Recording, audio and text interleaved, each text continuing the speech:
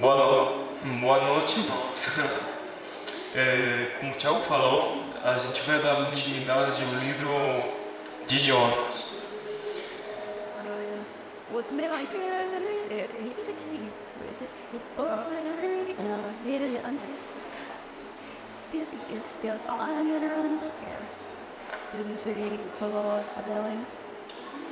Bom, eu queria iniciar orando de novo e gostaria que meus irmãos me acompanhassem. Senhor, eu quero pedir para que Tu possa estar nos capacitando, abrindo as nossas mentes, os nossos corações, que a Tua palavra realmente possa frutificar, que realmente possa, Senhor, penetrar nossa mente, nosso coração, Senhor, o mais profundo dos nossos corações e das nossas intenções, Deus. Eu peço que a Tua palavra possa nos purificar e nos fazer voltar a Ti, Senhor, com um coração dependente, com um coração, Senhor, que busca a aprovação de Ti, não do homem, Deus. Eu peço que o Senhor possa estar ocupando o trono dos nossos corações nesta noite e que isso possa estar tendo implicações no restante da semana, que possa estar tendo implicações nas nossas vidas, Deus. Essa é a minha oração em nome de Jesus Cristo. Amém. Bom, irmãos, a gente vai dar continuidade no livro de Jonas, no capítulo 3. Eu estarei fazendo uma leitura do livro para darmos início à explicação. A palavra do Senhor veio a Jonas pela segunda vez com esta ordem: vá à grande cidade de Nínive e prega a palavra e pregue contra ela a mensagem que eu lhe darei. Jonas obedeceu a palavra do Senhor e foi para Nínive. Era uma cidade muito grande, sendo necessário 3 dias para percorrê-la. Jonas entrou na cidade e a percorreu durante um dia, proclamando: daqui a 40 dias Nínive será destruída. Os ninivitas creram em Deus, proclamaram um jejum e todos eles, do maior ao menor, revestiram-se de pano de saco. Segundo as notícias que chegaram ao rei de Nínive, ele se levantou do trono, tirou o manto real, vestiu-se de pano de saco e sentou-se sobre cinza.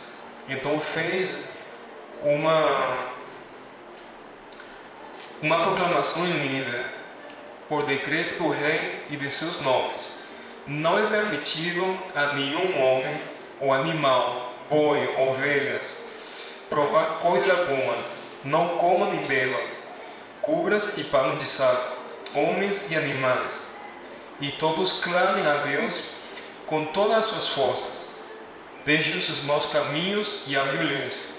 Talvez Deus se arrependa e abandone sua ira, e não sejamos destruídos. Tendo em vista o que eles fizeram e como abandonaram os seus caminhos, Deus se arrependeu e não destruiu como tinha prometido. Nós temos aqui como grande ideia que os frutos de arrependimento é obra da graça de Deus. Então, a estrutura de Jonas ela é clara e de fácil entendimento. Ele inicia com uma palavra-chave, que é a palavra do Senhor. E como o profeta, ele responde a essa palavra do Senhor, que inicialmente, infelizmente, é de desobediência. Então, nós podemos chegar para a conclusão que quando a nossa resposta for desobediência na sua palavra do Senhor, o Senhor irá trazer juízo sobre nós. E o que pode quebrar essa relação de desobediência e juízo, a não ser o arrependimento? Então, o arrependimento ele vai quebrar esse resultado de juízo que o Senhor coloca diante daqueles que se afastam da sua palavra. E uma outra verdade é que quando a nossa resposta é obediência, a lógica é contentamento. Então, toda vez que a gente obedece o Senhor, a implicação vai ser nos contentarmos nele. Mesmo que não seja de uma forma imediata, porque muitas vezes vai ser a luta contra a nossa carne, contra o nosso pecado, mas a longo prazo sempre vai trazer para nós alegria, contentamento em termos fiéis ao Senhor. Eu queria só recapitular rapidamente. O primeiro capítulo de Jonas, ele fala sobre a palavra do Senhor ter vindo a Jonas e como ele desobedeceu, fugindo do Senhor. O segundo capítulo, ele aborda em relação a quando essa relação de pecado e desobediência foi quebrada, quando Jonas ele se arrependeu pelos seus pecados e o Senhor o salva através de um peixe. E no capítulo 3 nós iremos aprender que Jonas tem uma nova oportunidade.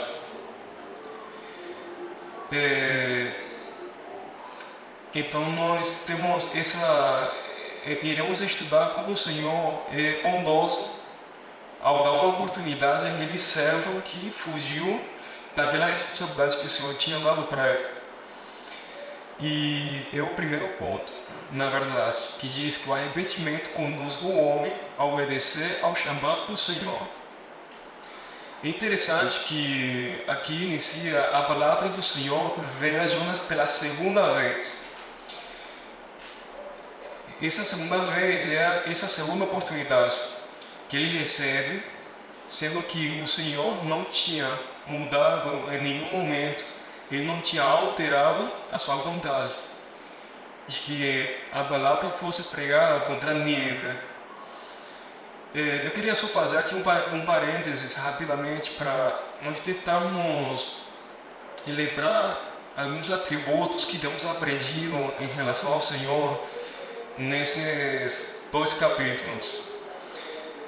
Para ser mais didático e prático, eu vou falar só os versículos do primeiro capítulo. Quando eu for fazer menção do segundo capítulo, eu irei avisar. Eu vou falar só dos versículos do primeiro capítulo. Versículo 1, ele é interativo com a sua criação. A palavra do Senhor vem até Jonas. Versículo 2, ele é santo. Versículo 4, ele é soberano. Ele tem todo o poder e autoridade, ele é um ser supremo. Versículo 9, ele é o único Deus dos céus e da terra. Versículo 14, ele faz o que deseja. Versículo 17, ele controla a natureza, o vento, o mar, todo ser vivo. Nesse contexto, até o peixe. Agora, no capítulo 2, nós temos o versículo 2. Ele ouve o clamor do arrependido e ele se faz o único refúgio para aquela pessoa que está lhe procurando com o coração quebrantado. O versículo 7 também faz menção a como o Senhor ele ouve a nossa voz, o nosso clamor. Versículo 6, nós podemos dizer que o Senhor é o único que lhe traz vida e esperança. No versículo 9 e 10, nós podemos perceber a misericórdia e a salvação, que elas vêm única e exclusivamente do Senhor. E por último, o capítulo 3, versículo 1, que os planos e a vontade do Senhor, eles não podem ser frustrados por causa de nós. E é dessa forma que o capítulo 3 inicia. Apesar de Jonas, a vontade do Senhor prevalece. Diante disso, podemos ter a certeza e concluir que Deus, Ele é gracioso. O Senhor, Ele é realmente um Deus gracioso para com o seu povo.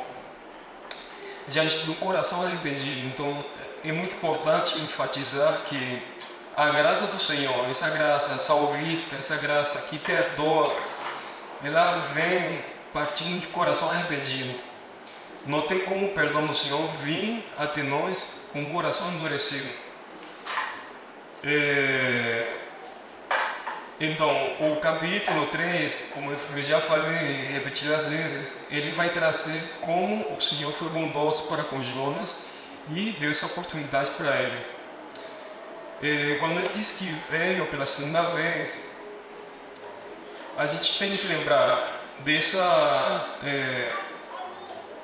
relação que o pecado tem com que nos pecados tem, que a nossa desobediência tem, que é trazer juízo, que a única forma desse juízo ser apagado, assim como aconteceu com os ninivitas, é através do arrependimento.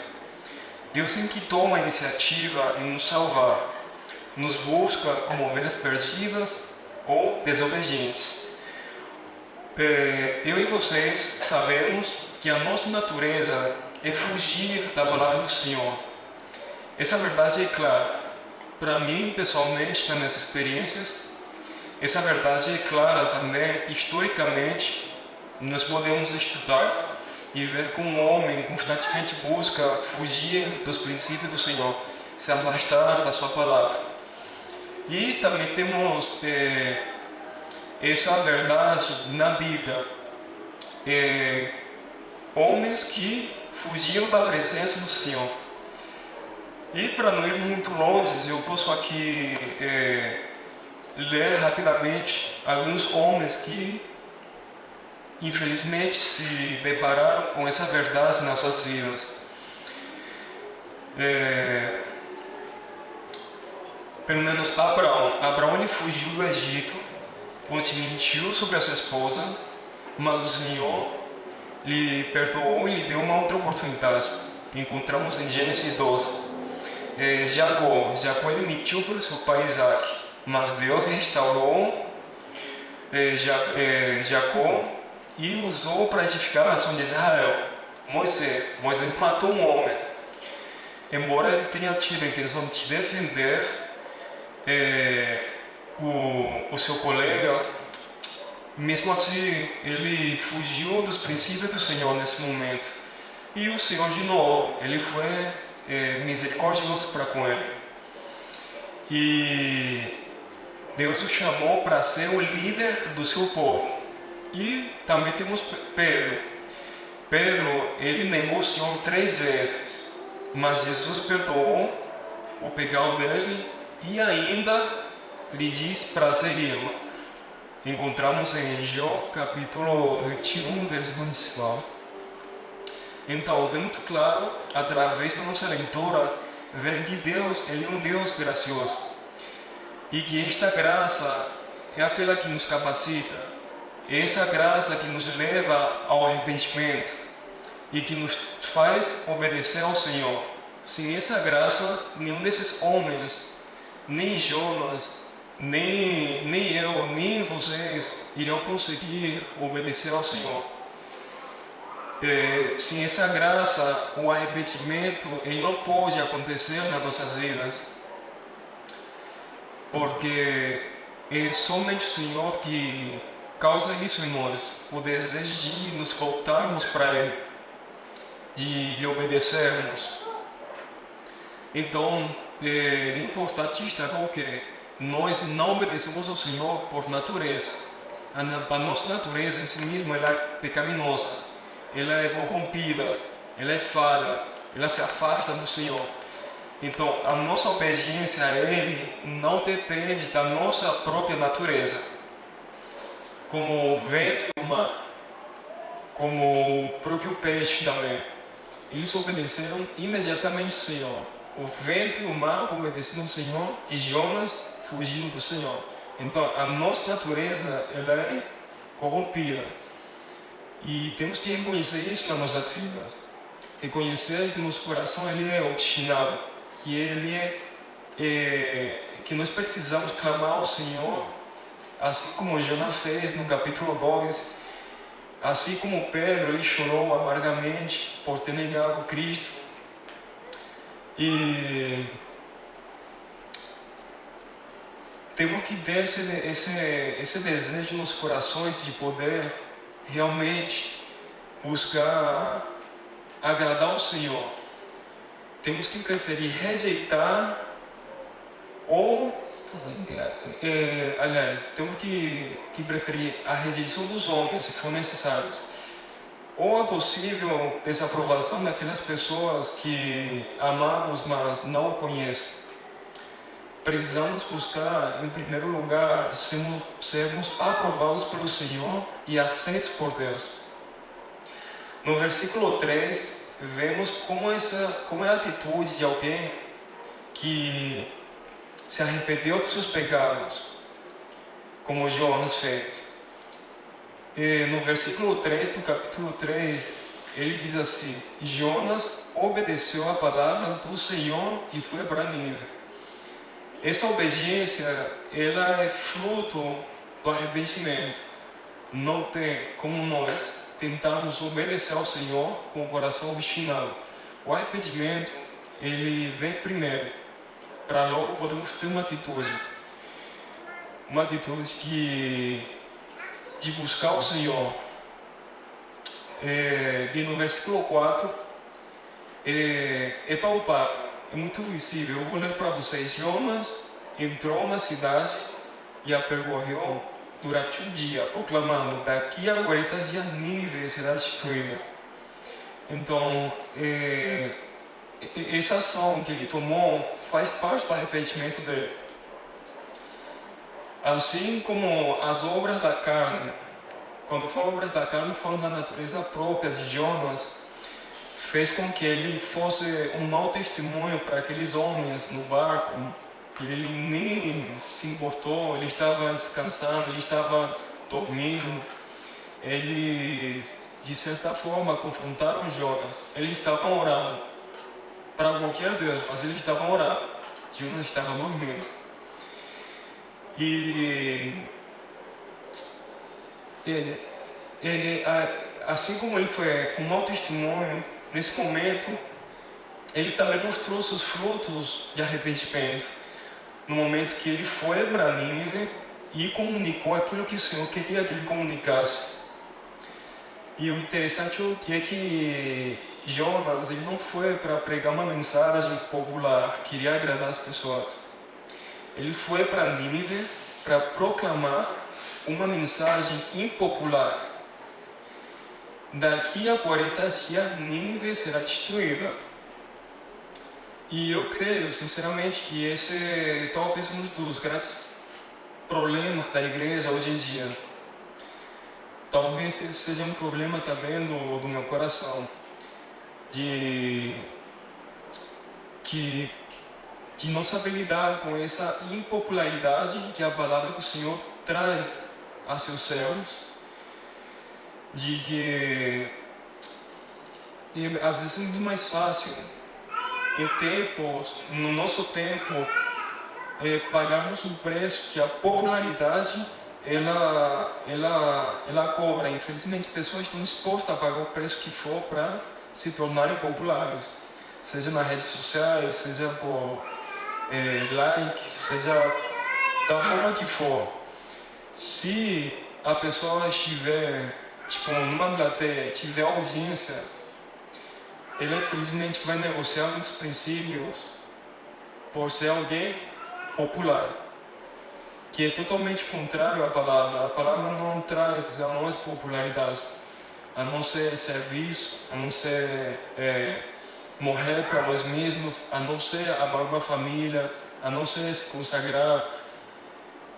Então, para o mundo, a mensagem que Jonas pregou e a mensagem que nós devíamos pregar, ela é impopular. E, infelizmente, essa popularidade muitas vezes vai cobrar daqueles que decidem pagar o preço, vai cobrar passar por cima dos princípios do Senhor, vai cobrar princípios morais, vai cobrar princípios éticos também, vai colocar a mensagem do Senhor em um plano bem inferior. Por quê? Porque a mensagem do Senhor não traz popularidade. E a gente pode perceber isso naqueles homens que eles pregam a palavra do Senhor, mas eles precisam acrescentar, porque de outra forma é difícil eles conseguirem fama, conseguirem dinheiro, conseguirem se destacar, conseguirem ser visualizados ou admirados pelo mundo. Então eu quero fazer uma ênfase que a nossa obediência em relação ao Senhor, ela nunca vai vir da nossa carne, ela nunca vai partir de nós. A obediência do servo do Senhor, ela vai partir da graça do Senhor. O Senhor dá a graça para lhe obedecermos, o Senhor dá a graça para nos arrependermos. Se fosse natural, o que Cristo fez na cruz teria sido desnecessário. Se fosse natural, a gente não precisaria estar aqui nesse momento. Se fosse natural, a gente não precisaria orar, não precisaria ler a palavra. Então, a nossa obediência, a diferença da natureza, que a natureza obedece naturalmente aos decretos, à vontade do Senhor, a nossa obediência não é natural. A nossa natureza, ela vai sempre apontar para o nosso representante, que foi Adão. Então nós precisamos buscar essa graça do Senhor, nós precisamos depender realmente dele, porque partindo do nosso coração, nós não iremos nos conformar à vontade do Senhor, e sim à vontade dos homens, à vontade do nosso próprio coração, que ele é pecaminoso.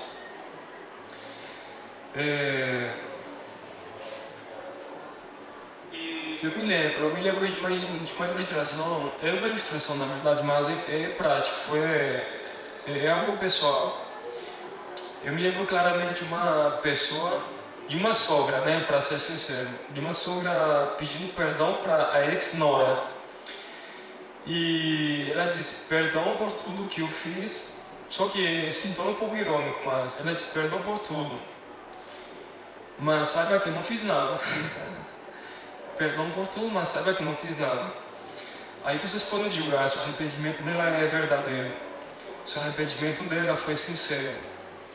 Nós não temos como nos arrepender sem reconhecer as nossas falhas, sem reconhecer que a nossa ofensa é primeiramente contra o Senhor e depois contra os homens. Precisamos reconhecer as nossas falhas, mas infelizmente eu também me vi muitas vezes nessa situação em que eu peço perdão ao Senhor e no fundo do meu coração eu digo: eu não fiz nada, mas me perdoe. E esse é o coração do homem. Esse coração do homem sem a graça, sem o amor do Senhor. Se arrepender sem reconhecer a falha. E é nesses momentos que os pecados eles se tornam mais repetidos, o peso é mais insignificante e não traz mudança. Então nós precisamos nos lembrar dessa verdade do Senhor, abandonar os nossos caminhos e nos voltar à obediência para o Senhor, que foi o que Jonas fez. Que o Senhor nos faça obediente através da sua graça. Tem um comentarista que ele diz assim: a pessoa que diz vou pecar, pois sei que Deus vai me perdoar, ele não tem ideia da atrocidade do pecado e não tem ideia da santidade do Senhor. E infelizmente também já me percebi em momentos assim. Eu sei que eu vou receber o perdão do Senhor, mas a graça do Senhor não se trata de pecarmos de forma deliberada.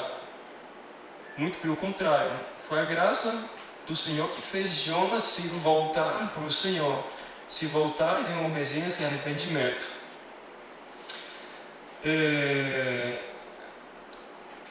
Agora a gente vai dar continuidade do versículo 5 até o versículo 10, que diz que os ninivitas creram em Deus e proclamaram um jejum, e todos eles, do maior ao menor, se revestiram com lã de saco. Eu quero fazer aqui um parênteses, porque eu acho interessante, fiquei me questionando por que o juízo do Senhor ia vir sobre um povo que não estava na aliança. Por que o Senhor ia punir um povo que não lhe pertencia, entre aspas? E é isso que a gente precisa entender. O Senhor iria trazer juízo ao povo de Nínive, justamente porque a sua palavra ela não tem limite geográfico, ela não tem limite étnico, ela não tem limite. Todo ser humano ele é responsável diante do Senhor.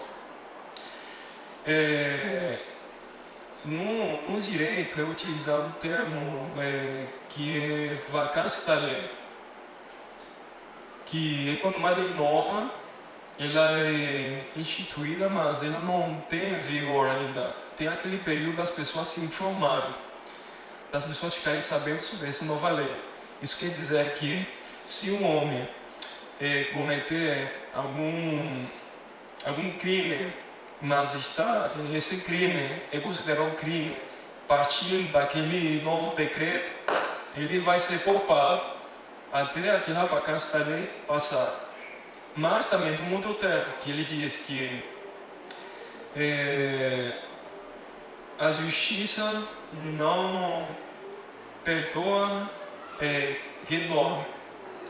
Então, as pessoas têm um período de tempo para elas intencionalmente se informarem sobre a nova lei que vai entrar em vigência.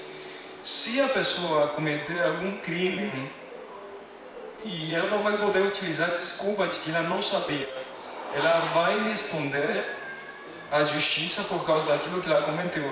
Então, a ignorância não vai poupar ela de ser punida. E com a palavra do Senhor não é diferente. Eu estou informando para vocês que tem essa lei e ela está em vigor realmente. Se nós formos ignorantes por não buscarmos, por não refletirmos, por não realmente tentar entender quem é aquele Deus, mesmo assim a gente, todo homem vai responder diante do Senhor, porque Ele colocou a sua lei nos corações, independentemente do país, independentemente se é gringo, se é indígena, independentemente, o Senhor colocou a lei no coração do homem. É por isso que essa graça comum faz com que as pessoas que não conhecem o Senhor não fiquem se matando, que não fiquem brigando o tempo todo no trabalho, não fiquem entrando nas casas, porque o Senhor colocou uma lei nos corações dos homens e as pessoas obedecem até certo limite, mas elas vão responder diante do Senhor por todos os pecados, porque a lei está em vigor. Se a pessoa for ignorante em relação a essa lei, a pessoa vai responder pela sua ignorância. Então, a palavra do Senhor, ela realmente é poderosa.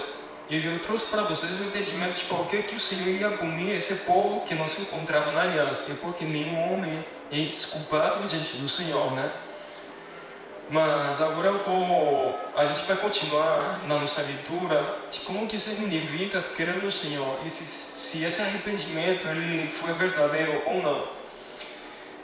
E nós temos que entender que a palavra do Senhor realmente ela é poderosa, que ela realmente pode produzir frutos, independentemente do pecador, independentemente do nível de pecado que ela cometer. Se o Senhor quiser salvar, Ele salva. E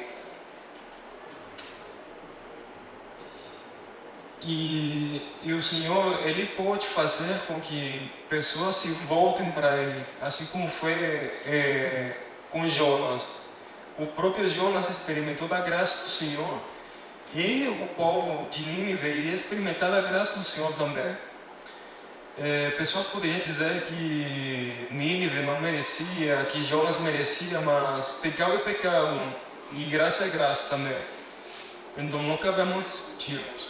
E realmente, Nínive era um povo violento. Eu creio que na pregação de Jonas, número 1, foi abordado de como era um povo que realmente desprezava todos os princípios do Senhor. Eles não tinham misericórdia, eles eram violentos, eles eram assassinos, eles faziam das suas vítimas o pior das atrocidades que eles poderiam cometer contra eles. Eles faziam. O povo de Nínive era um povo que parecia que ele se satisfazia em fazer aquilo que desagradava o Senhor. Eles matavam mulheres, matavam crianças. Eles realmente não tinham limites para maldade. E o sermão de Jonas, mesmo que pareça um pouco... Tem pregadores que dizem que é um pouco superficial, que é um pouco de má vontade, uma pregação rápida. A questão é que a mensagem, ela depende do querer do Senhor, da graça do Senhor.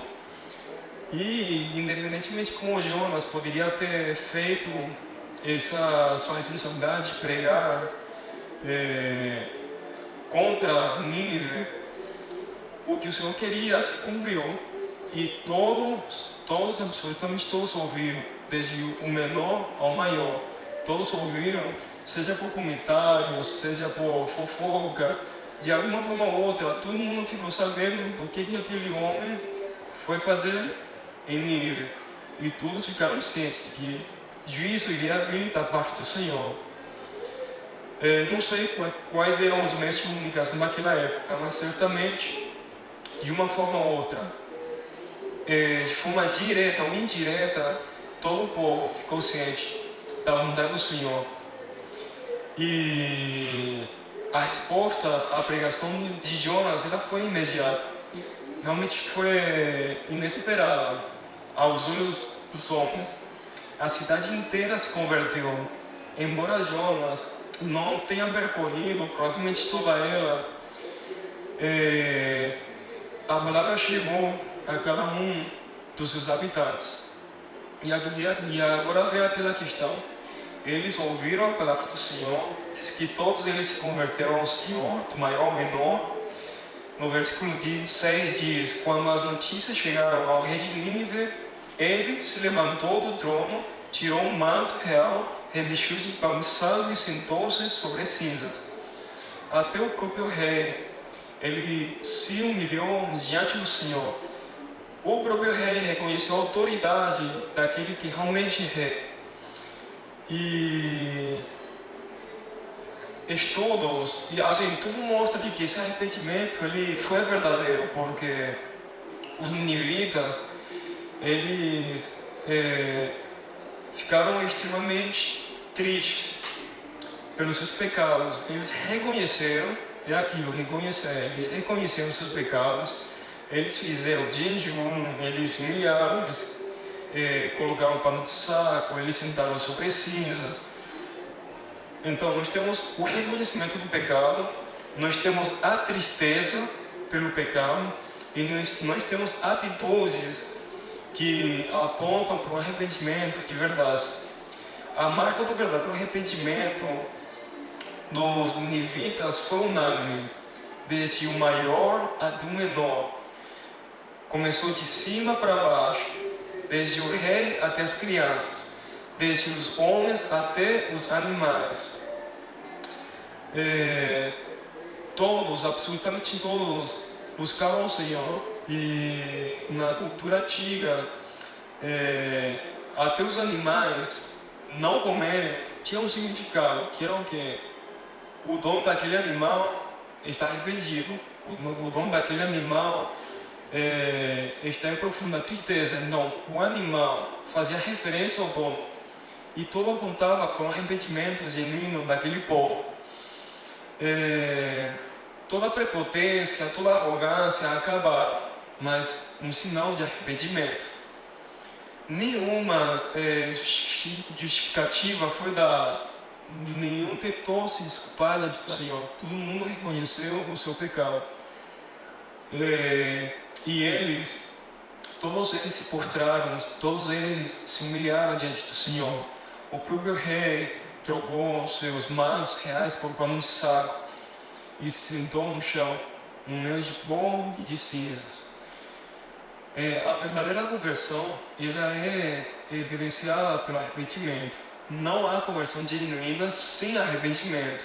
O arrependimento nos afasta do pecado e a fé nos faz correr para o Senhor.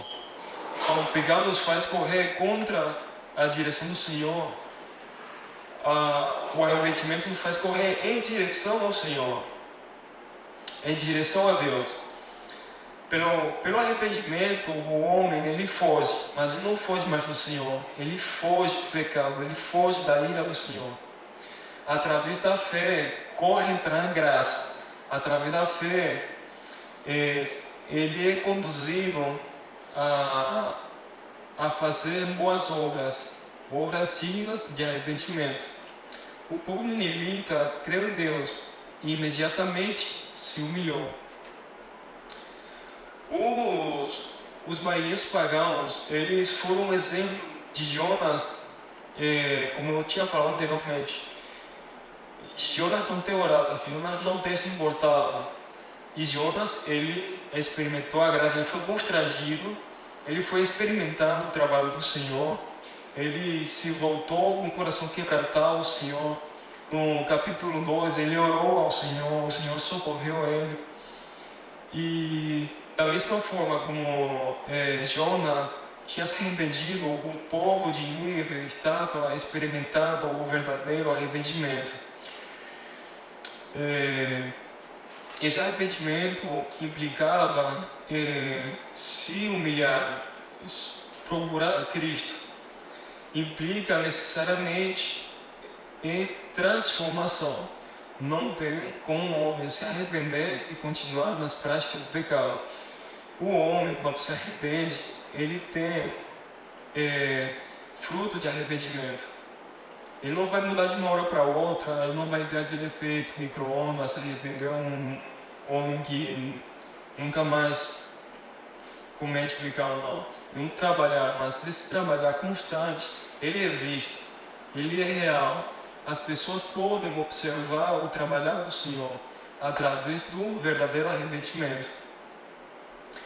Então, impossível converter-se a Cristo e ainda permanecer no pecado. Impossível conhecer a Cristo e pecar tranquilamente. Quando nos deparamos com a presença de Cristo, mesmo que como pecadores, pequemos, não seja uma prática constante. Quando pegarmos contra o Senhor, vai ser desconfortável, vai ser aquela profunda tristeza, vai ser aquele choro de perda do amor, igual Jesus Cristo. E realmente o povo ninivita estava mostrando a evidência de santificação. Então era uma prova de uma conversão verdadeira, de abandonar os seus pecados. E que se arrepende, ele tem uma posição diante do Senhor de humildade. Como eu falei, ele não busca tentar se justificar, ele não busca mais ser soberbo, ele não busca mais ser pequeno, mas eu tive motivos. Ele realmente se humilha diante do Senhor. Então, até o próprio rei, ele deu uma ordem por decreto que todos deviam se humilhar. Agora, eu queria esclarecer, esse decreto não é um decreto em que o rei diz se arrependam por um decreto imperial, judicial, não.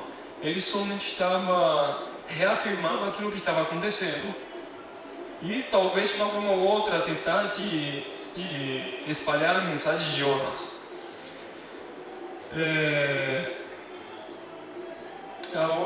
enquanto o rei era se humilhar e nenhuma exigência foi feita, Deus, ele não tem a obrigação de manifestar graça no seu povo. A gente não vê o povo, a gente não vê o rei decretando que o Senhor tem que perdoar, decretando salvação. A gente não vê aquela posição de arrogância, de orgulho, existindo alguma coisa do Senhor. Muito pelo contrário, o próprio rei de Nínive, ele diz no versículo 9, talvez o Senhor, talvez Deus se arrependa e abandone a sua ira. Então, eu não tenho como justificar meu pecado, não tenho como argumentar contra o Senhor. Se Ele quiser, Ele vai me perdoar. Ele não tem obrigação nenhuma para comigo, mas se Ele quiser, Ele vai fazer. E essa é a posição que o povo estava tendo, mas um sinal de um arrependimento verdadeiro. Mesmo Deus sendo bondoso e sendo misericordioso, o Senhor não tem nenhuma obrigação. Ele tem obrigação para com Ele mesmo, ser um Deus justo, ser um Deus santo, aplicar sua justiça. Isso daí, se a gente pedir para que o Senhor retribua a nós conforme o nosso coração, a justiça do Senhor, a sua punição, ela é mais do que compreensível, é aceitar, é aquilo que te merece. Por isso que eu falei de graça. Aquele povo estava clamando pela graça do Senhor e pela sua misericórdia, para não retribuir conforme eles mereciam. Então eles não estavam cobrando ou exigindo alguma coisa do Senhor, muito pelo contrário. Eles pediam para que, se fosse da vontade do Senhor, eles se arrependessem e não trouxesse juízo para com os ninivitas. Eles se submeteram ao Senhor, eles reconheceram seus pecados, eles reconheceram que eles mereciam o castigo, o juízo dele e, consequentemente, a condenação. O pecador, ele não tem nada para estar pedindo, ele não tem nada para exigir do Senhor, mas para suplicar. E de novo, essa é mais uma condição do homem arrependido. Ele suplica, ele é aquele homem que diz: Senhor, sou pecador e tenha misericórdia de mim. Ele não se exalta, ele não se acha merecedor da graça do Senhor. Ele fica constrangido diante da presença do Senhor. Ele não consegue mais se suportar. Ele busca ao Senhor como uma fonte de purificação, de vida, de transformação. Uma pessoa convertida, ela é revestida de humildade e não de arrogância.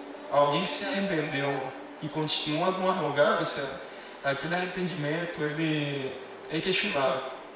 Nenhum homem pode se arrepender e continuar arrogante, como eu já falei.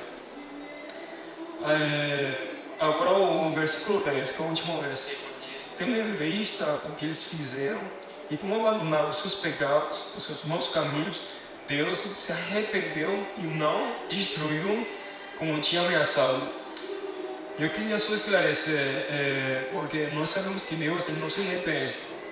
Então o arrependimento de Deus ele é diferente do arrependimento humano. O arrependimento humano, ele envolve emoções, ele envolve a razão, envolve a vontade. O arrependimento humano é uma mudança de mente, de tristeza pelo pecado. É um arrependimento para se voltar para o Senhor.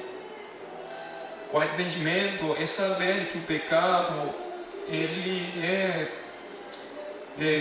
desagradável ao Senhor.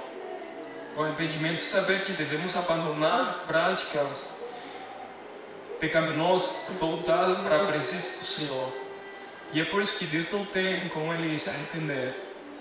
O arrependimento também é aquela tristeza, segundo Deus, que produz vida no homem e não morte. Então esse arrependimento para nós, esse tipo de arrependimento de abandonar caminhos, de se despir e revestir, de não andar mais pela carne, mas pelo Espírito. Esse é um arrependimento que define aquele homem que reconhece que ele pecou contra o Senhor e ele precisa de restaurar sua comunhão com Deus. E finalmente o arrependimento ele implica, como eu falei, abandono de pecado. Por isso que Deus não se arrepende. Deus ele não pode pecar, então ele não tem do que se arrepender. Ele não erra nesse sentido. Deus jamais tendo que se arrepender por algum tipo de pecado, por algum tipo de falha, por algum tipo de erro. Embora o termo, ele em grego quer dizer arrepender-se, ele transmite uma ideia de mudança de comportamento do melhor para pior. Mas quando a gente fala do arrependimento de Deus, é mais um termo que é utilizado para nós termos uma ideia da mudança de planos que o Senhor teve. E não é dizer, o Senhor mudou de um plano para um outro melhor, não é isso também. É simplesmente poder trazer aquele redirecionamento através da sua graça no seu povo, onde ao invés de aplicar juízo e punição, ele vai derramar perdão e graça. É mais ou menos uma ideia para a gente tentar entender, mas em termos teológicos a gente não consegue entender nem em termos humanos o sentimento que realmente o Senhor experimentou naquele momento. Então, só para deixar claro que ele não se arrepende como nós nos arrependemos. E infelizmente, né, o arrependimento dos nossos dias, ele como eu mencionei anteriormente, ele é superficial, ele é banal, ele é um arrependimento que não busca o Senhor como referência. Então é muito fácil a gente ouvir pessoas se arrependendo, mas não pensando no Senhor, não pensando em abandonar caminhos, práticas pecaminosas. Infelizmente, a palavra arrependimento tem perdido o seu significado. É aquele filho que pede perdão e logo está com a mesma atitude. É aquele arrependimento para tentar aliviar uma situação, e não aquele arrependimento que traz constrangimento.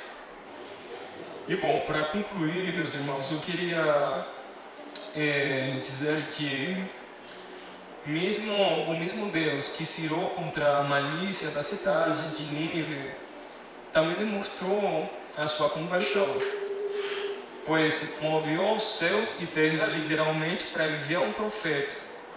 O método de Deus alcançar os perdidos é através da pregação. Deus não usou nenhum método místico ou inusitado para alcançar o povo de Nínive. Ele utilizou a pregação da sua palavra.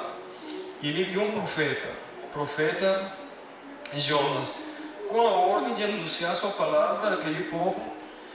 E o mesmo Deus que enviou a palavra de juízo contra aquele povo é aquele mesmo Deus que decidiu perdoar, que decidiu manifestar sua graça salvífica àquele povo, demonstrando compaixão, demonstrando o seu amor. E, de novo, o Senhor demonstra o seu favor àquele que se arrepende de coração, aquele que ouve a palavra do Senhor, aquele que reconhece o pecado, aquele que abandona o pecado e aquele que obedece a sua palavra. Então, eu queria que a gente fosse hoje refletindo como tem sido o nosso arrependimento, o nosso arrependimento diante dos nossos mandamentos, o nosso arrependimento quando pedimos desculpa para pessoas que amamos, o nosso arrependimento quando cometemos algum pecado, aqueles pecados que talvez não possam ser vistos por homens, um furto, uma mentira, talvez não tenha os irmãos para me julgar. Como que deve ser o nosso arrependimento? É para aliviar situações? É para evitar constrangimentos? Ou é para se voltar para o Senhor? Que tipo de arrependimento nós estamos tendo? E que nós não possamos limitar o poder da palavra do Senhor. A sua graça é suficiente para nos salvar, para me salvar e para salvar o pior dos pecadores. Basta a sua graça na nossa vida. E eu peço que Ele possa estar agindo em nós. Eu vou concluir orando. Senhor, eu quero agradecer pela Tua palavra, por nossas vidas. Realmente nós não temos como cobrar nada de Ti, não somos merecedores, não temos feito, nem faremos nada para que o Senhor venha a sentir a responsabilidade de nos retribuir. E eu só peço que nos dê um coração obediente, um coração que possa reconhecer o nosso pecado contra Ti, um coração disposto a Te obedecer, e assim que o arrependimento genuíno, ele tem ações, ele é prático, ele traz mudança, ele traz obediência, ele traz comprometimento com a Tua palavra, Deus. Eu peço que o nosso arrependimento seja diante de Ti real, Deus, e que possamos preferir sempre a Tua aprovação do que a aprovação dos homens, que possamos sempre preferir o Teu querer ao querer dos homens, a entrar na popularidade deste mundo. Eu peço que nós possamos viver na contramão, Senhor, de tudo aquilo que o mundo prega, de tudo aquilo que a nossa cultura cobra, com pessoas bem-sucedidas, com pessoas dignas de serem admiradas. Eu peço que realmente o nosso viver seja Cristo e que o nosso resto seja lucro para nós, Deus. Essa é a oração, meu nome de Jesus Cristo. Amém.